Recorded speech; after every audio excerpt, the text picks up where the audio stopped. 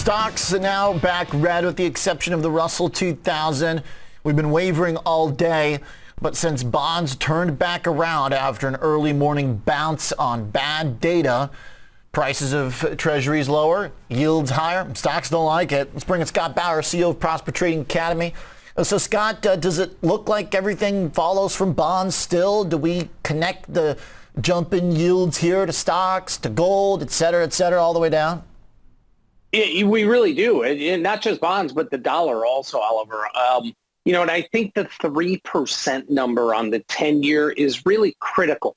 It is just a psychological number. It's a big round number. However, the last number of times dating back, probably to 2018, that we have hit 3% on the 10-year, that has been a real inflection point for some pain in the marketplace. And yeah, we were up at, 350, whatever it was just last month or, a few weeks ago. But we've been sitting 260 to 280 for weeks and weeks here. And this 3%, that's a number that the market doesn't like.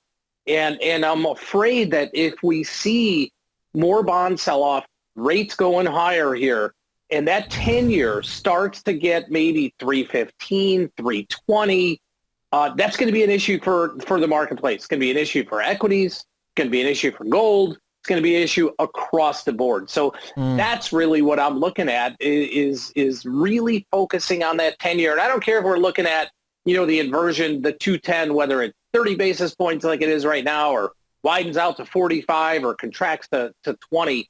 I'm really focused on that 10-year. Really like what you're driving at there, because that ultimately is the question. Where does the sensitivity lie?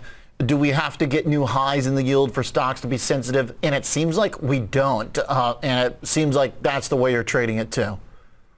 No doubt about it. And again, I look at where volatility has gone, where the VIX has gone each time that we have seen the 10-year, hit that 3% mark. And that is, there's a very, very tight correlation there. Yeah. All right. So as we're already getting this ripple effect, the dollar yesterday tried to break out, but then slips after this morning's data. What do you make, too, of just the numbers that keep coming in light, Scott? Our economic figures seem to fit the description that stock bulls have been giving about cooling inflation, peaking growth, and all that leading to a Fed pivot to dovish. But then there's a Bloomberg article out about how Kashkari wanted to do 100 basis points and Bullard too in July. Absolutely. And I think, the bogey here is what's happening with employment and wages. And even though all of the other metrics have cooled off, simmering down, and you would think that would be very dovish for rates going forward, you know what? The employment market is still full steam ahead. And the Fed has used that and has identified that is really what they are following here. And so I think the big concern is about, even though everything else is cooling, if we start to get some major wage growth here, that's the issue. That's what the overriding issue for being put into a recession is here. And I think that's really why they're looking to potentially be a bit more hawkish than they have been. Now, I do think Friday that's what the street is expecting. They're expecting a hawkish Powell. And I'm just not so sure we're going to get that, because there's still a part of me that believes that he is going to speak to the market, rather than speak to, we've got to get this, we've got to just push and get inflation under control. So when you say speak to the market, you think he's going to address the way the stocks have been rallying and that narrative is built around their pivot? You think he needs to try and draw a hard line?